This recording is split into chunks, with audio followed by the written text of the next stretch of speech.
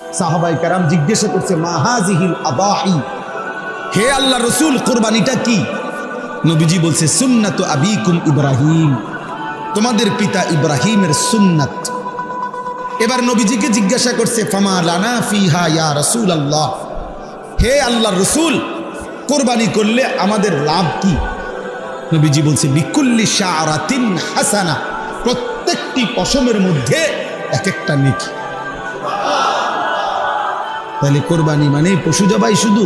এটা ইবাদত, পশমে পশমে নেকি। আচ্ছা আরো শুনেন, নবীজি সাল্লাল্লাহু আলাইহি সাল্লাম বলেন মা আমিলা আদমিন মিন আমালি ইয়াউমিন নাহার আহাব্বা ইলাল্লাহ মিন ইহরাকিদ দাম। আল্লাহ নবী সাল্লাল্লাহু আলাইহি সাল্লাম বলেন কোন মানুষ কুরবানির দিন আল্লাহর সবচেয়ে প্রিয় উত্তম আমল যা করে কোরবানির দিন সেটা হলো ওই পশু জবাই। এরপরে নবীজি বলেন, এই হাদিসের 4টা অংশ, এই প্রথম অংশ বললাম। দ্বিতীয় অংশ নবীজি বলেন ইন্নাহু ইয়াতি ইয়াউমাল কিয়ামাতি বিকুরুনিহা ওয়া আশআরিহা ওয়া আজলাফিহা, ওই ব্যক্তি কুরবানি যে করলো কিয়ামতের দিন সে ওই প্রাণীর শিং, পশম এবং আজলাফ মানে পায়ের যে খুর আছে না, এই খুর, নবীজি বলেন সে শিং, পশম এবং খুরগুলো সহ হাসরের ময়দানে মিজানের পাল্লায় ওজনের জন্য নিয়ে আসবে।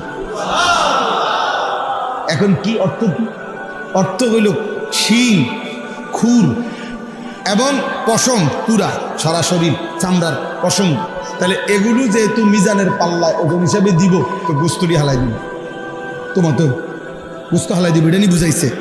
বুঝাইছে মানে শিংটাও বাদ যাবে না, খুরটাও বাদ যাবে না, একটা পশমও কি যাবে না, বাদ যাবে না, পুরো আস্থা তার কোরবানিটা তার মিজানের পাল্লায় উঠানো হবে।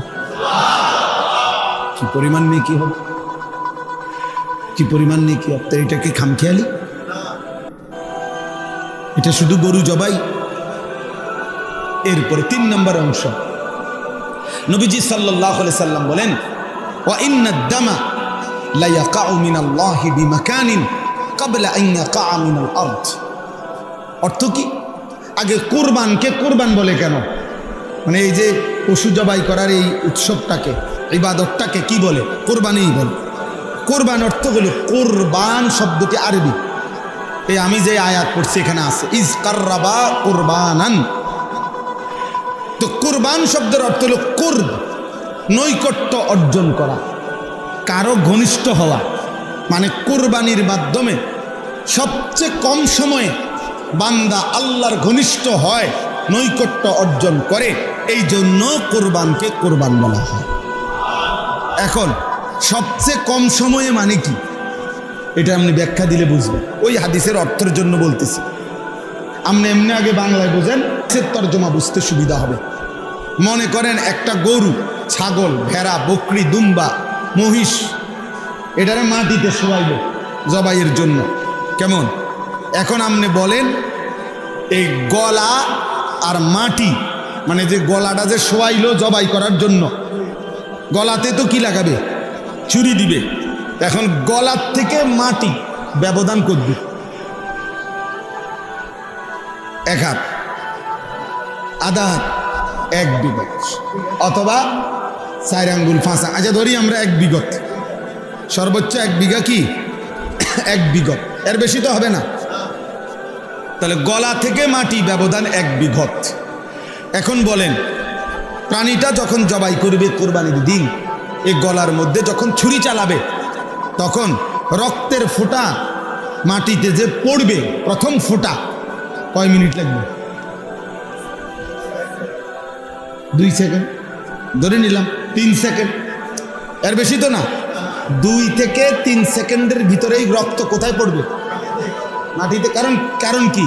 গলার থেকে মাটি তো একদম কাছে, ঠিক না? জবাইয়ের সাথে সাথে। এই নবীজি সাল্লাল্লাহু আলাইহি সাল্লাম বলেন, ওই হাদিসের অর্থ, কোরবানির দিন বান্দা যখন ওই প্রাণী জবাই করে, তো রক্তের প্রথম ফোঁটা জমিনে পড়বার আগেই 7 আসমানের ঊর্ধ্বে আল্লাহর আরশে পৌঁছে যায়। তাহলে 2 থেকে 3 সেকেন্ডের মধ্যে বান্দা আল্লাহর কি হয়ে যায়, ঘনিষ্ঠ। এই জন্য এটারে কোরবান। এত দ্রুততম সময়ে বান্দা আল্লাহর নৈকট্য হাসিল করে, এই জন্য এটাকে কোরবান বলে। এই জন্য নবীজি বলেন রক্ত মাটিতে পড়বার আগে আগেই আল্লাহর কাছে পৌঁছে। ফাতিবু বিহা নাফসান। এবার নবীজি বলেন 4 নম্বর অংশ হাদিসের, নবীজি বলেন অতএব তোমরা খুশি খুশি কোরবানি করো। কি কোরবানি করো? খুশি খুশি দিলে, খুশি খুশি। খুশি কি করুম আর, যা বেশি জন বিরক্ত করো রে, যা দিম আর কি করার আছে, এটা নিয়ে কোরবানি।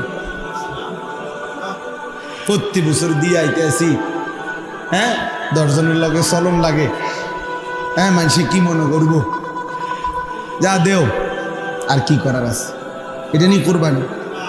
এই বুঝেন না? যাক, আর এক উছিলায় মাইয়ের শ্বশুর বাড়ির থেকেও কিছু লোক খাওয়ানি বাকি রয়েছে, কথাবার্তা, হ্যাঁ দাও আরেক নাম্বার হয়ে দাও, এই উছিলায় মানুষ 200 খাওয়াই দিলাম, 100 খাওয়াই দিলাম, এটা নিয়ে কোরবানি? এটা ইবাদত। এটা কি? আল্লাহ নবী এর জন্য বলছে খুশি খুশি কোরবানি করো।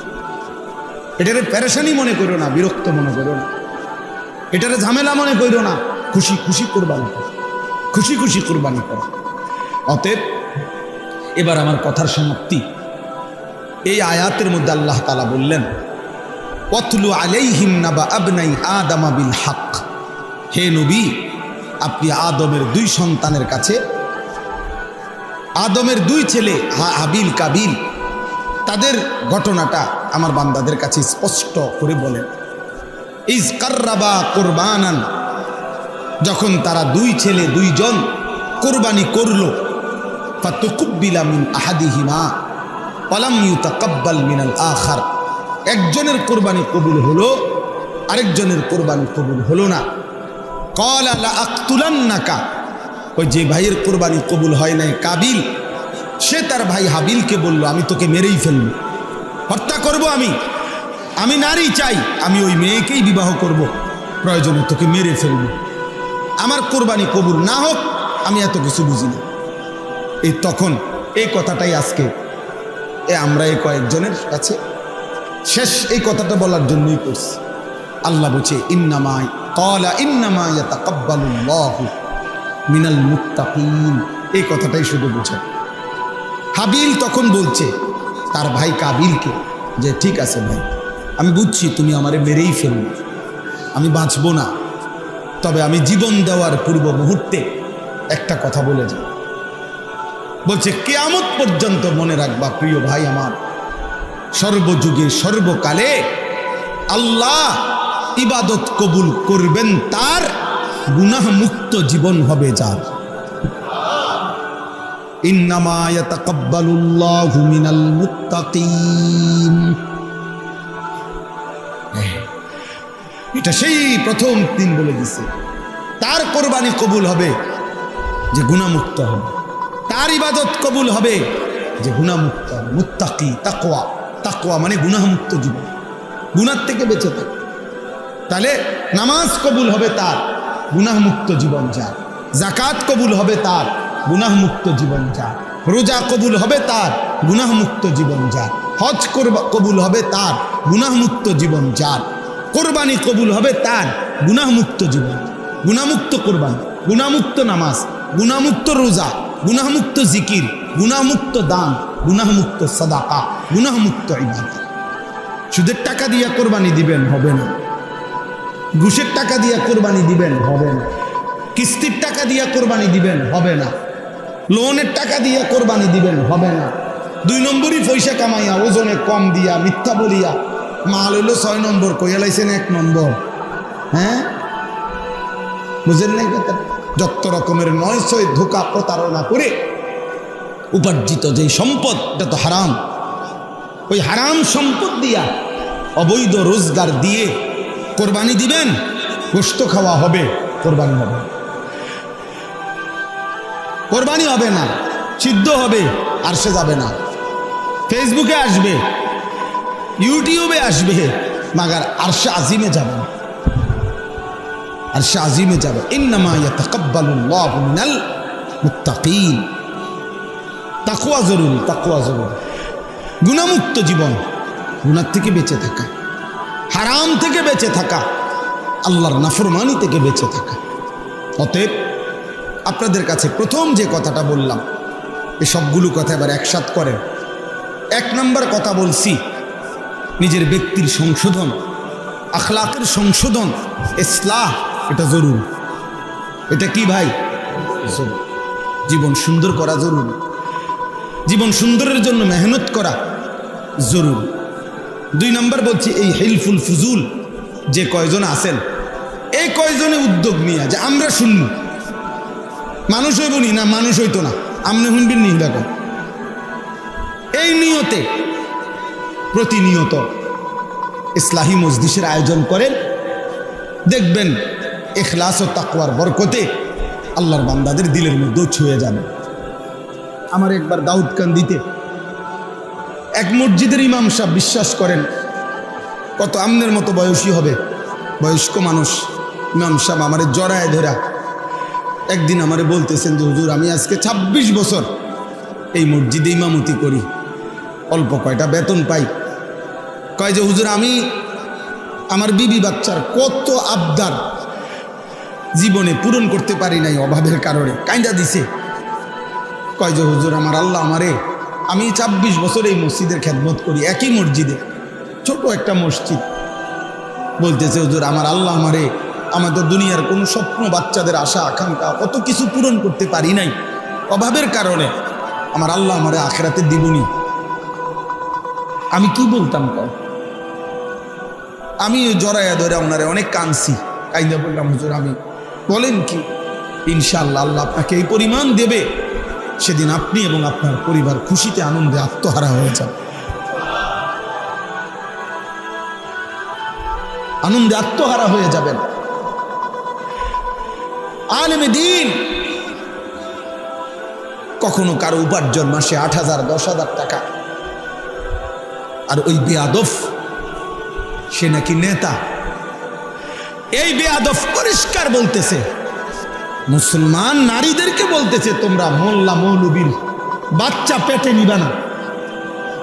এত বড় জানোয়ার মুসলমানের ঘরে জন্ম নিল কেমনে? এত বড় বেঈমান,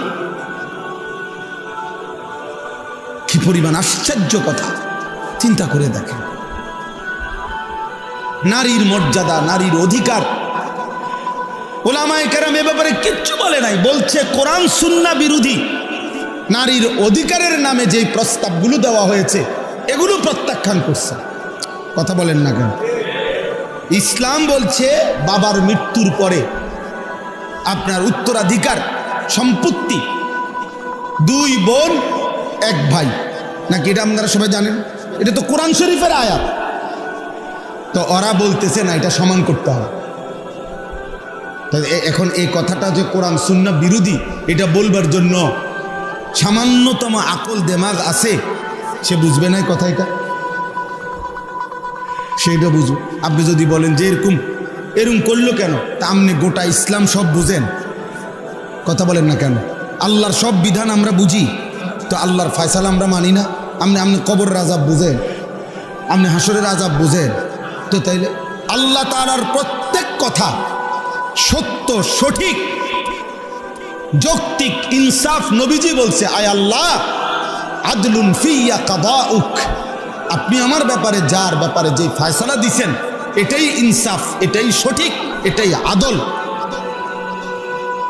আল্লাহ তাআলা বান্দার উপরে জুলুম করবে, আল্লাহ বান্দার ভালোটা বুঝবে না, আর এই নাফরমান কয়েকজন মহিলা বুঝবে, এটা সম্ভব? যাই হোক, আমার বলার উদ্দেশ্য হলো উলামায়ে কেরাম থেকে বিচ্ছিন্ন হবেন না।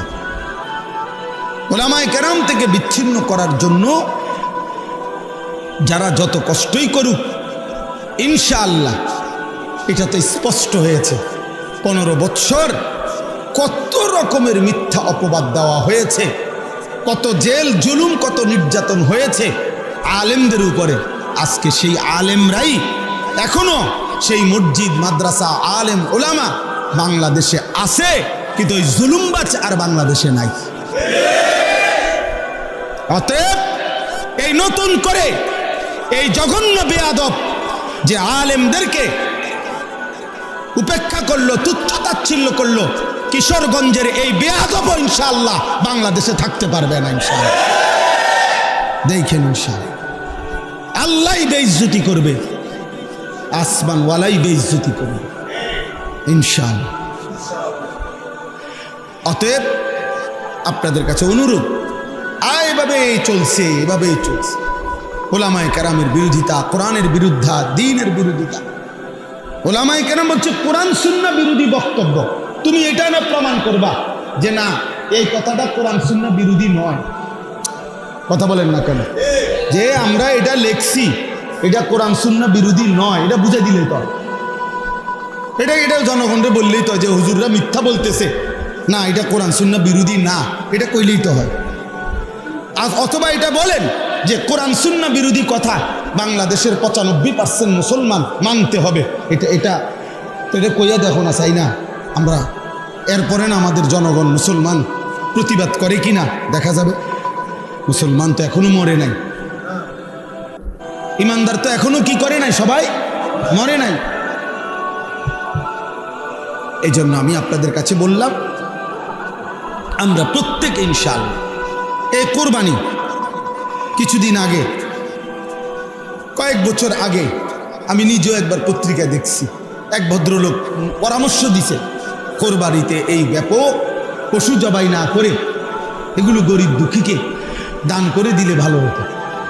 হেতের বুদ্ধি, হেতের বুদ্ধি। অর্থাৎ শরীয়তের একটি বিধানের জন্য যে টাকাটা খরচ হয়, এটা শরীয়তের এই বিধান পালন না করে ওনার গরিব দুঃখীর লেগে মায়া লাগছে, গরিব দুঃখীর লেগে তুমি ভিন্ন টাকা উঠাইয়া মানুষদেরকে ভিন্নভাবে দান সৎকা করার জন্য উৎসাহিত করতে পারো না?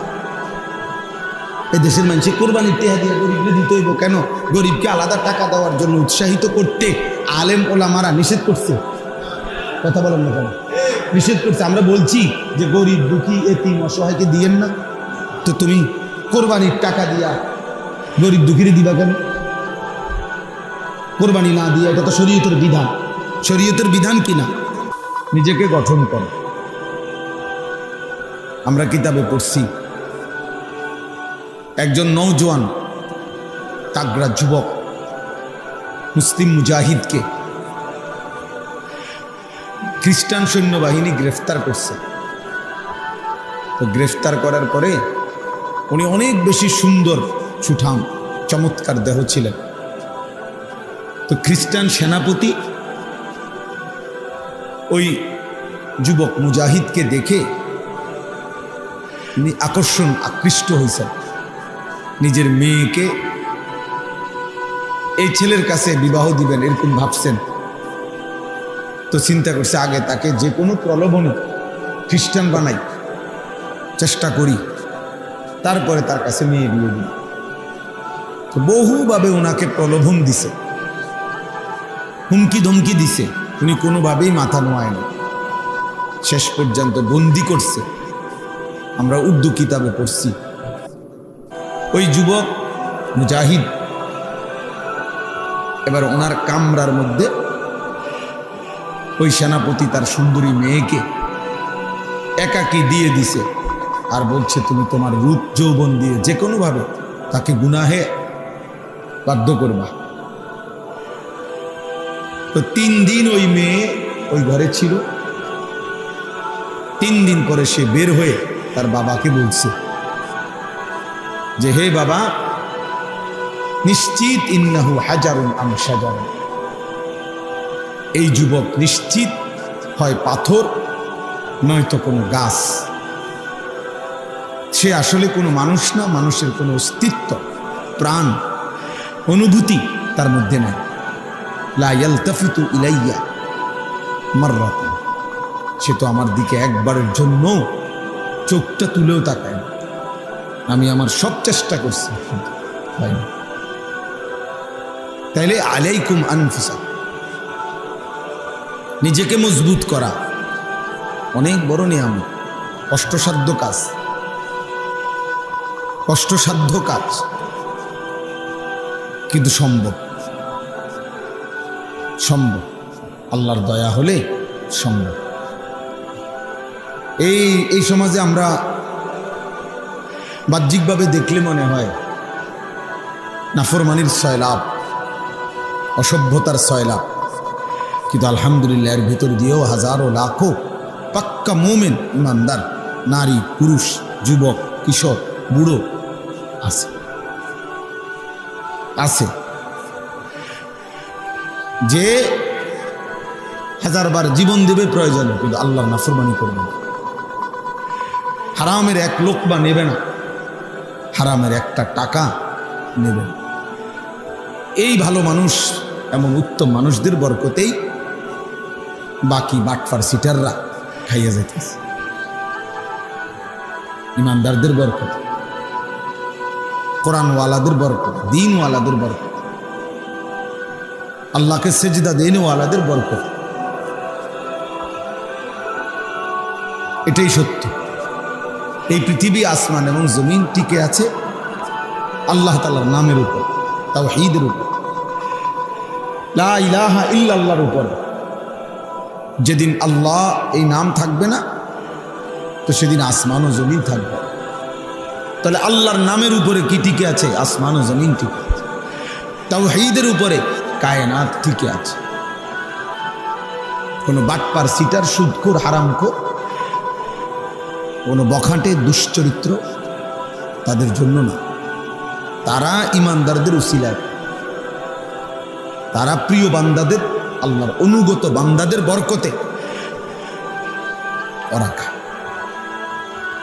ওরা চলে। এই জন্য বাফ, ইসলাহি মজলিস ছোট হোক, 10 জন হোক, 1 জন হোক, খুব দাম। কারণ নিজের পরিবর্তন, নিজের আখলাকের পরিবর্তন, নিজের জিন্দিগির পরিবর্তন, এই ফিকির আসা, গুনাহমুক্ত জীবন গঠন, আল্লাহর ইবাদতে অভ্যস্ত জীবন গঠন, এই কথা বিবেকে আসা, দিলের মধ্যে বসা অনেক বড় নিয়ামত। আমল তো কম বেশি পরে না করবেন, আগে তো দিলে বসতে হবে এই কথা, যে আমার আল্লাহকে মানা উচিত, আমার গুনাহ ছেড়ে দেওয়া উচিত, আমার আল্লাহর আদেশ পালন করা উচিত। হাজারো লাখো যুবক, কিশোর, নারী, পুরুষ 30 বছরেও 40 বছরেও নাফরমান, তো এটা বুঝেও না যে এটা গুনাহ, সে এটা ভাবেও না। আজকে 30 বছর টানা প্রতিদিন এক তালে সুদ খায়, এই হারাম করে তো জানেই না এটা গুনাহ। 30 বছর ধরে প্রতিদিন ব্যবসা করে, প্রতিদিন ওজনে কমবে, প্রত্যেক দিন মিশা কথা কয়। এই বেঈমানে তো জানেই না, এই নাফরমান তো জানেই না এটা গুনাহ, সে তো এটা কি বোঝেই না, তার কলিজার ভিতরেই তো না। কোনদিন 1 বছর 2 বছর কোনদিনই ফজরের নামাজ পড়ে না, এমন কিশোর, এমন যুবক কোনদিনই ফজরের নামাজ, 365 দিনের একদিনও ফজরের নামাজ পড়ে না। তাহলে এই জানোয়ার তো জানেই না আল্লাহ কি, আখেরাত কি, পরকাল কি, আবার বিচার কি, তা হাসর কি। তার হিসাব হলো জিন্দিগি মানে চুলের পেখম, জিন্দিগি মানে একটা সিবা ফ্যান, জীবন মানে একটা মোবাইল, জীবন মানে একটা মোটরসাইকেল, জীবন মানে কিছু বন্ধুদের আড্ডা, জীবন মানে একটা মাইয়ার লগে কথা বলা, জীবন মানে একটা মেয়ের পিছনে কুত্তার মতো হাঁটা, কোনো নারীর জন্য কুকুরের মতো জীবন দিয়ে দেওয়া, যৌবন শেষ করে দেওয়া, চরিত্র নষ্ট করে দেওয়া, খালাস। আর কি, আর কি? তাহলে সে জীবন চিনল কি, বুঝলো কি? জীবন একটু পর পর চুল ফিরা, দেখবেন অনেক প্রতিবন্ধী। বাস্তব, তুমি পরীক্ষা করলেই দেখবা রিপোর্ট আসবে এর প্রতিবন্ধী। এই যে এরা এমনি এমনি একটু পর পর চুল ফিরায় না, ওই প্রতিবন্ধী। কারণ তুমি নিজেই জানো এটা সামনে এলা, তো আবার এটা ফিরাও কা, এটা বারবার যেহেতু তোমার ডিস্টার্ব করে, তো এটা কাটো না কেন? একটা যুক্তি তো থাকবে যে আমি একটা জিনিস আমার বারবার প্যারেশান বিরক্ত লাগতে আছে, আমি এটা সরামু না। তাহলে সে নিজেই আসে, নিজেই ফিরা, সারাদিন তার একটা হাত চুল ঠিক করে নিয়ে ব্যস্ত। তবে অসুস্থ না, এটা প্রতিবন্ধী না, তার সিরা মানসিক সমস্যা তার। পৃথিবীর কেউ বেটা, কম করে বলি বেটা, গোটা পৃথিবীর কেউ কোনোদিন কোনো বেঈমানে কোনোদিন বলে নাই যে পুরুষের মাথার চুলের মধ্যে সৌন্দর্যের কিছু আছে আলাদা, বা এটা নিয়ে আলাদা সৌন্দর্যের কোনো প্যারেশানি পৃথিবীতে না। কোনো পাগলেও বলে নাই, কোনো বেঈমানে বলে না। তোমরে কিছু বেঈমানে হয়তো ভুল বুঝাইছে। চুলের উপরে যদি কোনো যত্ন সৌন্দর্যের কিছু হয়, তা নারীর সৌন্দর্য চুলের মধ্যে। পুরুষ চুল নিয়ে ব্যস্ত থাকবে, এটা এক ধরনের মেয়েলি স্বভাব ছাড়া, বেডিত্বের স্বভাব ছাড়া আর কিচ্ছু হইতে পারে। এটা এক ধরনের কাপুরুষ, যে লজ্জিত পুরুষ হওয়া, যে শরম পাইতেছে যে আমি যে বেডই, এই জন্য আমি একটু লজ্জিত, অনুতপ্ত। আমি যদি মেয়ে হতাম আর মেয়েদের মতো সারাক্ষণ চুল নিয়ে ব্যস্ত থাকতাম, কত না ভালো হতো। নাই তো বলেন কি কারণ থাকতে পারে এটার পিছনে? একটা ছেলেকে কেন, পুরুষকে কেন চুল নিয়ে এত ব্যস্ত বানাই দিল? আফসোসের ব্যাপার, আশ্চর্যের ব্যাপার রীতিমতো। এই জন্য বললাম আলাইকুম আনফুসাকুম।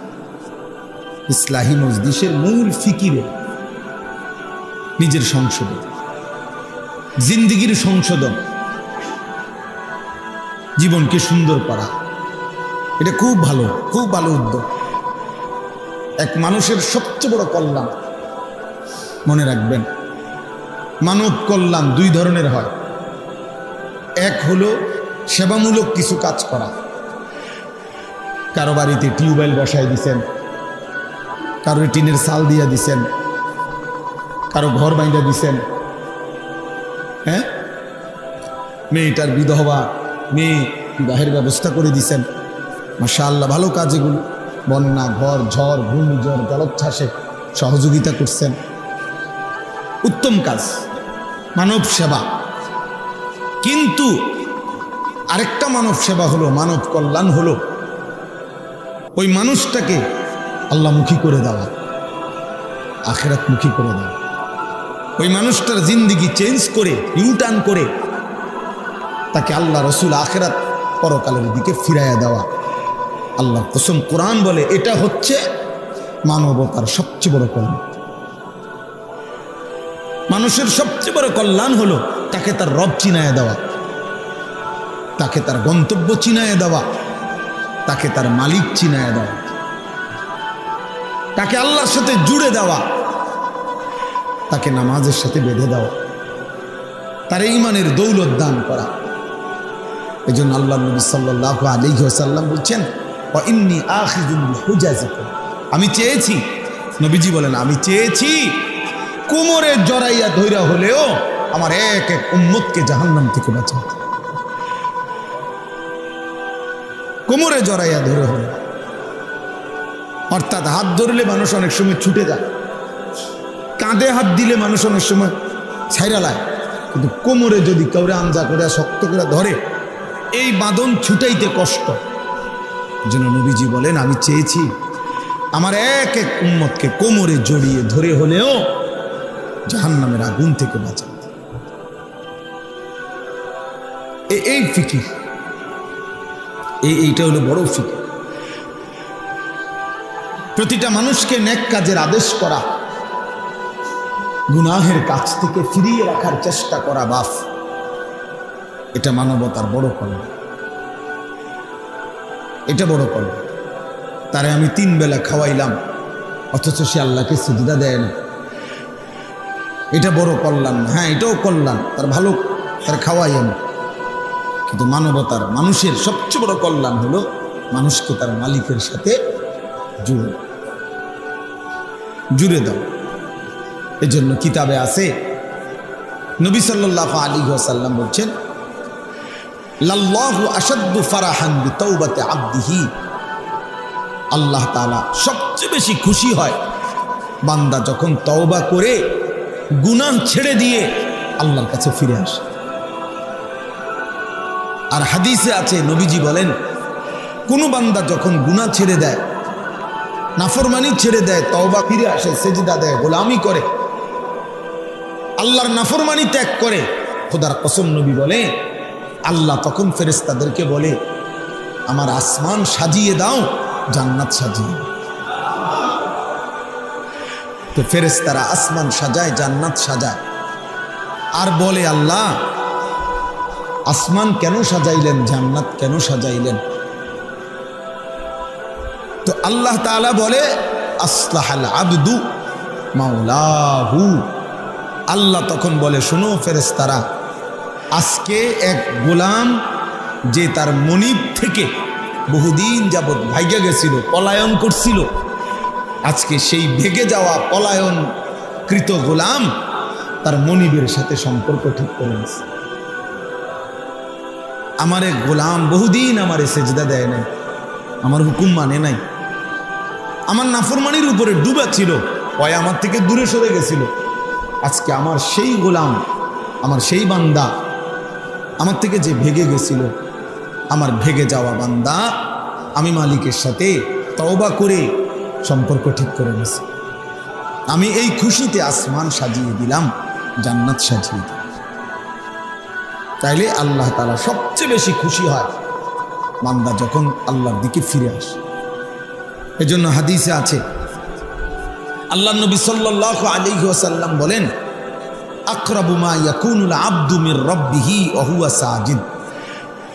নবীজি বলেন সাল্লাল্লাহু আলাইহি ওয়াসাল্লাম, বান্দা আল্লাহ তাআলার সবচেয়ে আকরাব, ঘনিষ্ঠ হয়, আল্লাহর সবচেয়ে ঘনিষ্ঠ হয় বান্দা কখন? নবীজি বলেন, ওয়া হুয়া সাজিদ, বান্দা আল্লাহকে সেজদা করে দেয়। কখন? ওয়া হুয়া সাজিদ, যখন সে সেজদা। আমার শায়েখ আল্লামা মুফতি মুশতাকুর নবী সাহেব বলে, আল্লাহ যখন, বান্দা যখন আল্লাহকে সেজদা করে, তো আল্লাহ মহব্বতে ওই বান্দার মাথায়, পিঠে হাত বুলায় দেয়, আদর করে দেয়, আদর করে দেয়। আল্লাহ যেন বলে, বান্দা আমারে সেজদা দিলা, যাও বান্দা, খুশি হলাম, খুশি হলাম। এজন্য নামাজ যার কপালে জোটে না, তার কপালের উপরে লানত। যার কপালে সেজদা না, থু তো তোর কপালে, থু তোর কপাল, লানত তোর কপাল, লানত তোর কপালে। সেজদা জোটে না, তোরে আল্লাহ বানাইলই কেন? যার কপালে সেজদাই জোটে। এবং বলবেন যে আপনি হুজুর লানত দিলেন, হ বেটা, আল্লাহ লানত দিছে। ওয়া ইন্না আলাইকাল লানাতা ইলা ইয়াউমিদ্দিন। কোরআন শরীফে আল্লাহ বলছে, ইবলিস তুই আমারে সেজদা দিলি না, আজকের থেকে নিয়ে কিয়ামত পর্যন্ত তোর উপরে আমি আল্লাহর লানত। কোরআন শরীফের আয়াত। তাহলে ইবলিসের উপরে আল্লাহ এই লানতটা কেন দিছে? কথা বলেন না কেন? সেজদা না করার কারণে তো কি দিছে? কয়দিনের লানত? একবার, একদিনের লানত, কিয়ামত পর্যন্তের জন্য। তাইলে একটি সেজদা না দিলে যদি কিয়ামত পর্যন্ত লানত দেয়, একদিনে 5 ওয়াক্ত নামাজে এক নাফরমান কতগুলো সেজদা ছুটে গেছে। ফজরের নামাজের 4 রাকাত নামাজে 8টা সেজদা, জোহরের যদি 10 রাকাতও ধরি 20টা সেজদা, আসরের যদি 4 রাকাতও ধরি 8টা সেজদা। মাগরিবের যদি 5 রাকাতও ধরি 10টা সেজদা। এশার নামাজের যদি 9 রাকাতও ধরি 18টা সেজদা। একদিনে তোর কয়টা সেজদা ছুটে গেল? তুমি কি পরিমাণ লানতের যোগ্য হবে, তুমি কি পরিমাণ অভিশপ্ত হবে। আল্লাহ আমাদেরকে বুঝ দান করেন। এই জন্য প্রিয় ভাই বাবা, আমি এই জন্য প্রথমেই বলে নিলাম 10 জন হোক, 5 জন হোক, 50 জন হোক, এটা কোনো কথা না। এক আল্লাহর বান্দার ফিকিরও বলা দরকার। একজনের জন্য আল্লাহর কথা শোনানো দরকার, ইসলাহ দরকার, সংশোধন দরকার। এই বলতে বলতে শুনতে শুনতে বারবার বলতে বলতে বলতে বলতে ঠিক কখন কার পরিবর্তন হবে, ঠিক কখন কোন দিন কে বদলে যাবে, সেটা মূলত আল্লাহর ফায়সালা। আমাদের দায়িত্ব বলতে থাকা, শুনতে থাকা, আয়োজন করতে থাকা। মূলত ফায়সালা হেদায়েত কে দিবে? আল্লাহ। এতদিন ধরে ওয়াজ করি, কোন মানুষ তো ভালো হয় না। না, মানুষ সবাই ভালোই যাইতে হইব এটা জরুরি না, আমার বলা জরুরি। হুজুরে যেমন 10 বছর ধরে মাহফিল করি, কই মানুষের তো কোনো পরিবর্তন দেখি না, এই জন্য আর মাহফিল করতাম না। তো আর মাহফিল না করলে 10 বছর, এবার যেহেতু 10 বছর করেও দেখছেন ভালো হয় না, তো না করলে 10 বছর তো ভালো হয়ে যাবে। ভালো হয়ে যাব। তাই আমার দায়িত্ব তো এটা না। আমার দায়িত্ব তো কয়জন হেদায়েত পাইলো না পাইলো এটার হিসাব করা আমার দায়িত্ব, আমার বলা দায়িত্ব। বলতে থাকো। এই জন্য আপনারা রাসেল ভাই সহ আমারে বলছে, আমি ডেট দিছি, বাকিরাও আমি হয়তো সবাইকে চেহারা তো চিনি আলহামদুলিল্লাহ। আপনাদের এই হিলফুল ফুজুল নামে আপনাদের এই আয়োজন আপনারা ধারাবাহিক করবেন, ধারাবাহিক। 5 জন যদি আপনাগো সদস্য হন, আপনারা আগে নিয়ত করবেন যে দোস্ত আগে ওয়াদা করো আমরা 5 জন শুনবো কিনা। যদি বলেন তো 5 জন, তো হুজুরে কইয়া লইবেন আগে, হুজুর আমরা সদস্য হইলাম 30 জন, বা আমরা 10 জন নিয়ত করছি পাক্কা যে আমরা ওয়াজ শুনবো, আমরা আমগো 10 জনের লেগে কইবেন না। কথা বোঝেন না? এমন হুজুর যদি রাজি হয় হেবাটার দাওয়াত দেন, বললাম লোক হইব 10 জন, আর যদি বেশি হয় আলহামদুলিল্লাহ, আর না হইলে আমরা 10 জনের বুঝ দিব। আপনি 10 জনরে বলবেন, আপনি 5 জনরে বলবেন, একজনকে বলবেন। আল্লাহ আমাদেরকে তৌফিক দান করেন। এই হিলফুল ফুজুল এটা নবীজি সাল্লাল্লাহু আলাইহি ওয়াসাল্লামের জন্মেরও আগের সংগঠন, আরবের একটি সংগঠনের নাম মূলত। অর্থাৎ আরবের মধ্যে ফজল নামে, একই নামে 3 ব্যক্তি ছিল, 3 জন ব্যক্তি ফজল নাম, 3 জনের নামে ফজল। এই 3 জন ব্যক্তি একই নামের, ওনারা একসাথে অঙ্গীকার করছিল। হিলফুন মানে হলো ওয়াদা, অঙ্গীকার, শপথ। আর এই ফুজুল মানে হলো ফজল নামের 3 জন, বুঝছেন? এটা কিন্তু অনেকখানি এই সংগঠনের নাম আছে, দেখেন না? এই জন্য বলতেছি আর কি, সবার ভালো হবে। অর্থাৎ এই একই নামের 3 জন ব্যক্তি ফজল নামের, ওনারা মক্কায় একদিন সিদ্ধান্ত নিছে, শপথ করছে যে আমরা আমাদের এই মক্কায় আমরা সর্বাত্মক চেষ্টা করব এখানে যেন কারো উপরে কোনো জুলুম, ছিনতাই, কারো উপরে যেন অন্যায় না হয়, কেউ কারো উপরে যেন জুলুম করতে না পারে। আমরা মজলুমের পক্ষে, দুর্বলের পক্ষে আমরা সমর্থন করব, সহযোগিতা করব, সাহায্য করব, জালেমকে প্রতিহত করতে চেষ্টা করব, মজলুমের কল্যাণ করব, দুস্থ অসহায়ের কল্যাণ করব। এই একটা শপথ নিয়ে ওনারা কাজ শুরু করছিলেন। পরবর্তীতে বহু মানুষ এর সাথে যোগ হয়েছে এবং খোদ নবুয়ত পূর্ব মানে 40 বছরের আগেই আমাদের নবী সাল্লাল্লাহু আলাইহি ওয়াসাল্লামও এই ইনাদের এই হিলফুল ফুজুলের সাথে সক্রিয়ভাবে অংশগ্রহণ করছে। বুঝছেন না কথা? তো সেইখান থেকে আজকে ১৫০০ বছর আগের এই পবিত্র নিয়তে, ভালো নিয়তে ৩ জন ব্যক্তি একটি উত্তম কাজের জন্য নিয়ত করছিল, শপথ করছিল। তো সেই নাম আজকে ১৫০০ বছর পরেও পৃথিবীতে কেমন পরিচিত না, কেমন পরিচিত। কত নামে আমরা তো ওয়াজে যাই, সারা বাংলাদেশে এই নামে শত শত এলাকায় কি আছে সংগঠন, হিলফুল ফুজুল। তাহলে শুধু এটা বাংলাদেশে না অন্যত্র নাই? তাহলে এই জন্য বললাম মুখলেসানা খেদমত মানে নিষ্ঠার সাথে আল্লাহর সন্তুষ্টির জন্য কোনো খেদমত যদি করা হয় তো যুগ যুগ ধরে এটা টিকে থাকে। আল্লাহ তাআলা আপনাদেরকেও তৌফিক দেন, কবুল করেন, আমিন। এইবার আমি একটা আয়াত পড়ছি, এই আয়াতের উপরে অল্প একটু কথা বললে আমার কথা শেষ ইনশাআল্লাহ।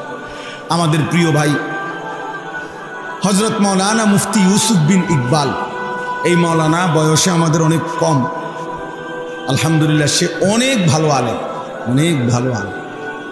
আমি ব্যক্তিগতভাবে তার বয়ান শুনি, তার কথা শুনি, তার প্রত্যেক কথায় 10 মিনিট 20 মিনিট আধা ঘন্টাও যদি কেউ শুনে, ভালো যারা আলেম তারাও অনেক খোরাক পায়। এত সুন্দর কথা বলতে, এবার এত দলিল ভিত্তিক রেফারেন্স ভিত্তিক কথা বলে, অবাক। আলহামদুলিল্লাহ। এই আপনাদেরকে বলছে, আমি সেই তো শুনলাম যে কোন কোন আমল করলে হজ্জের সওয়াব পাওয়া যায়, উমরার সওয়াব পাওয়া যায়। তো দেখা যাবে হাজার হাজার পৃষ্ঠা খুঁজাও আমনে খুঁজা পাইতেন না, অসংখ্য হাদিসের কিতাব খুঁজাও আমনে এগুলোর একসাথ করতে পারতেন না। কিন্তু আলহামদুলিল্লাহ ওলামায়ে কেরাম আপনাদের কাছে যুগ যুগ ধরে আলেমরা পুরা কোরআন, পুরা হাদিস, পুরা দ্বীনকে একসাথ করে গবেষণা করে যুগে যুগে উম্মতের সামনে, উম্মতের ওলামায়ে কেরামরা মানুষের জীবন চলার দিক নির্দেশনা, আখিরাতমুখী, কল্যাণমুখী দিক নির্দেশনা দিয়ে যাচ্ছে। এটা ওলামায়ে কেরামেরই একমাত্র খেদমত, যেটা এই পৃথিবীর আর কেউ করতে পারেও নাই, পারবেও না, কেউ পারবে না।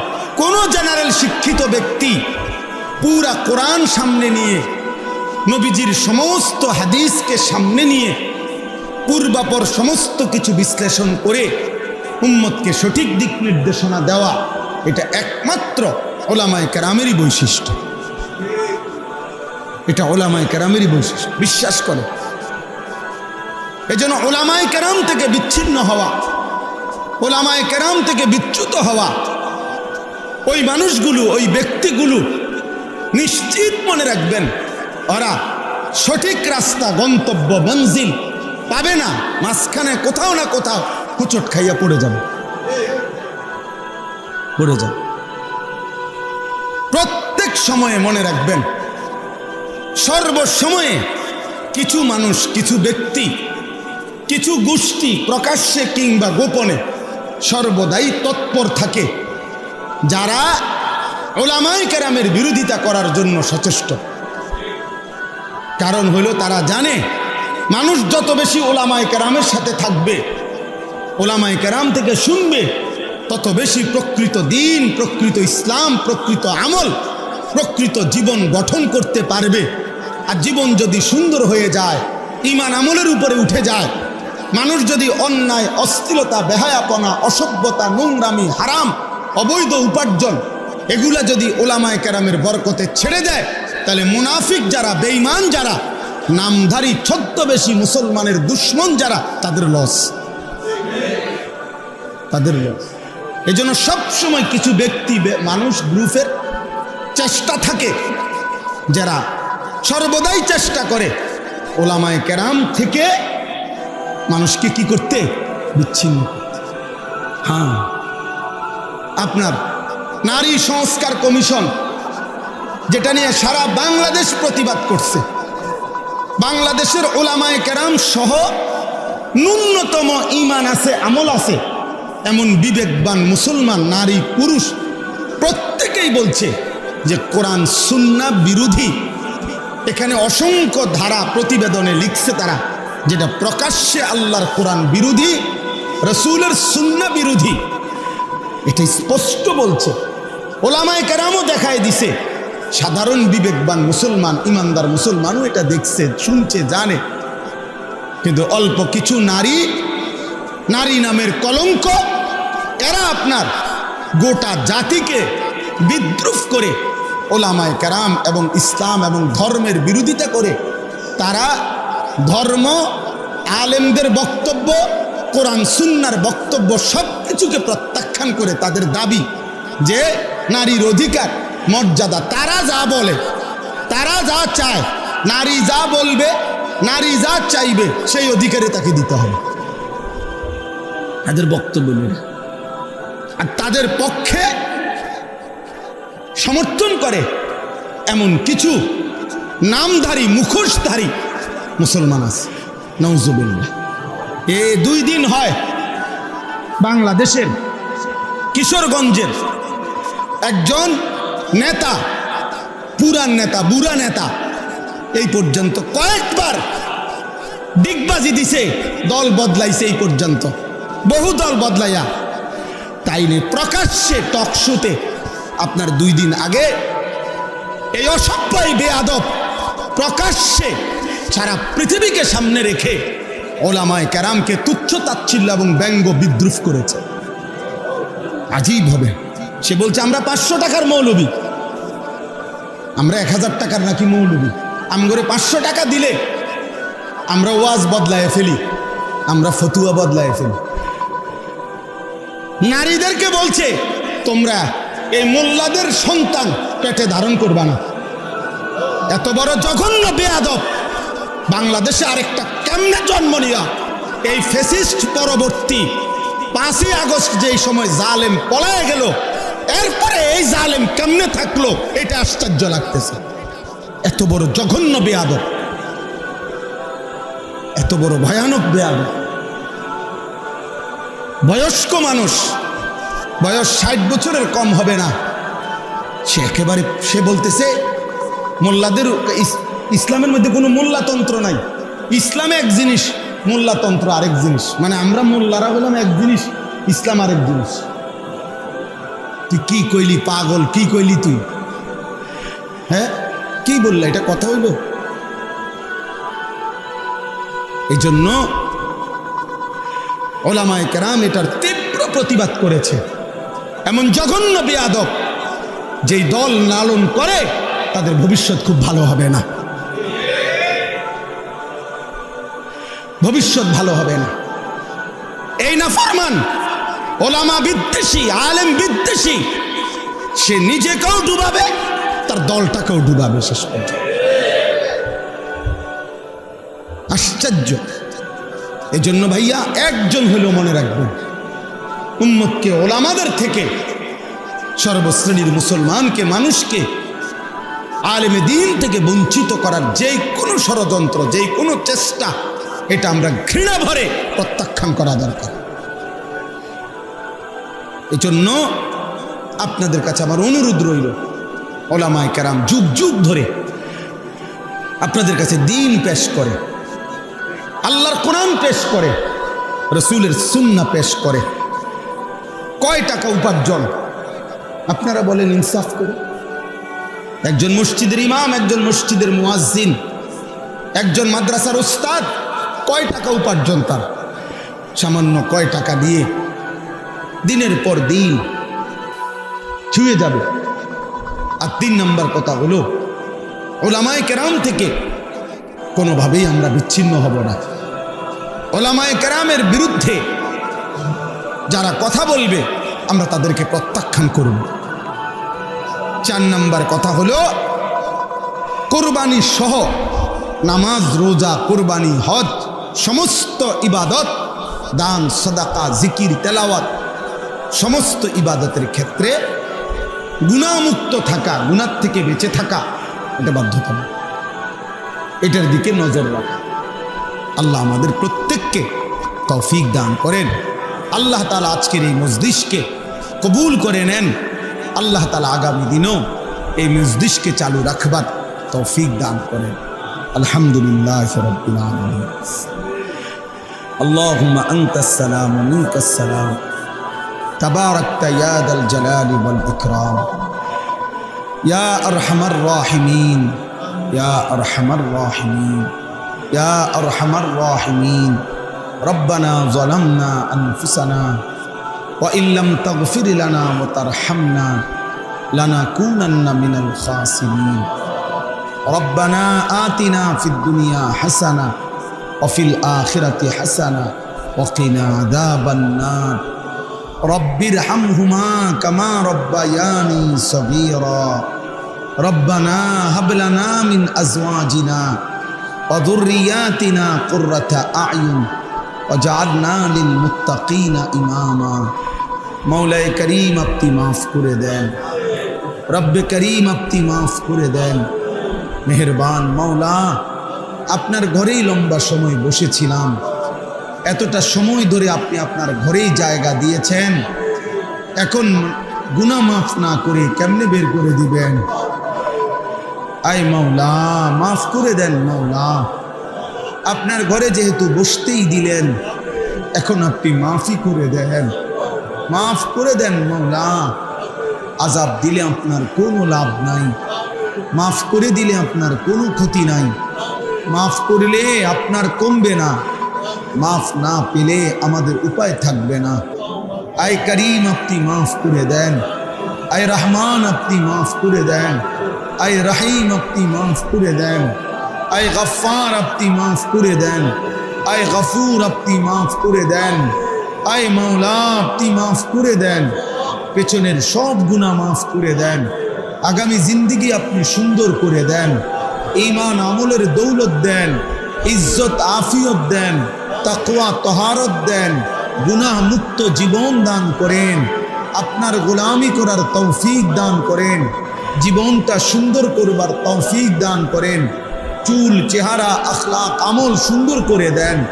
আল্লাহ কিশোর যুবক ছেলেগুলোকে বদলে দেন, কিশোর যুবক ছেলেগুলোকে বদলে দেন, কিশোর যুবক ছেলেগুলোকে বদলে দেন।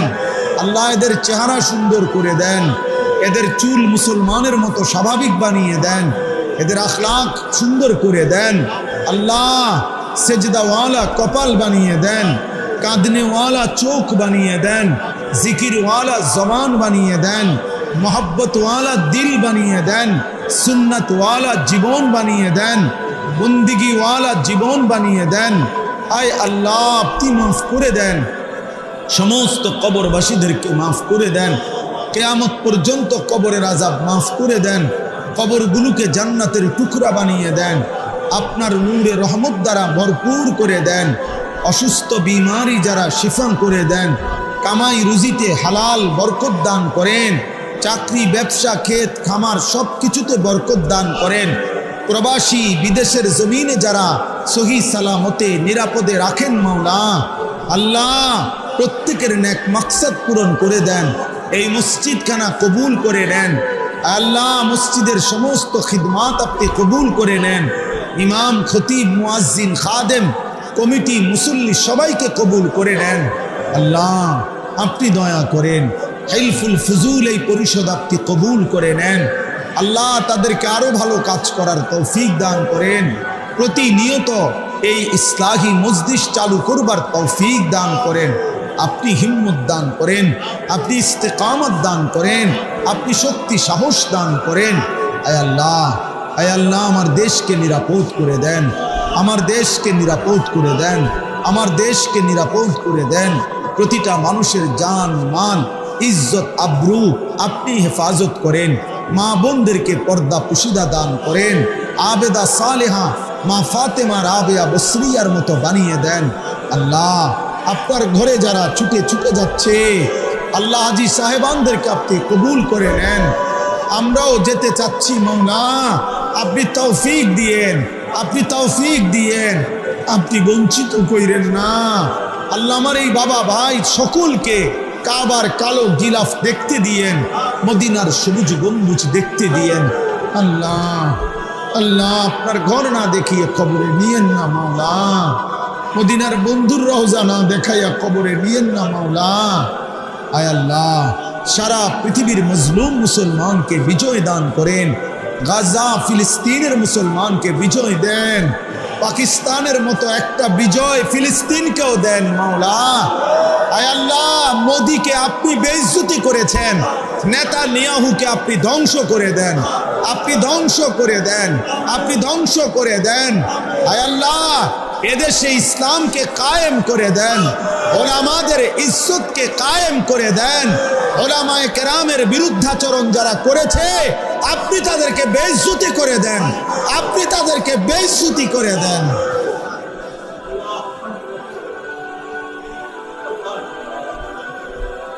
এই করিম,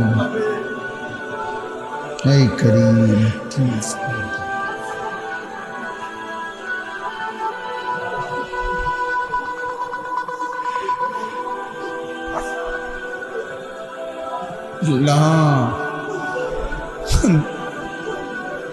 আপনি দেন মাওলা, ফিলিস্তিনের বিজয় দেন, গাজার বিজয় দেন, কাশ্মীরের বিজয় দেন, আরাকানের বিজয় দেন,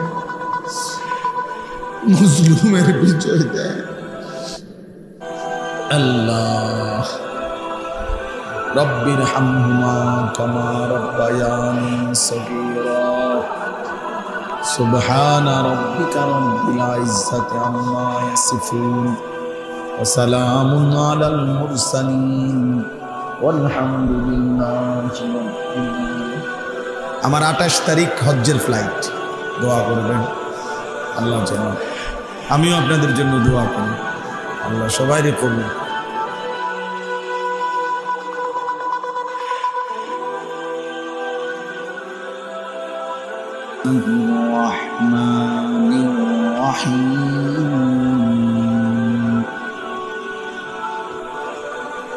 واتل عليهم نبأ ابني آدم بالحق إذ قربا قربانا فتقبل من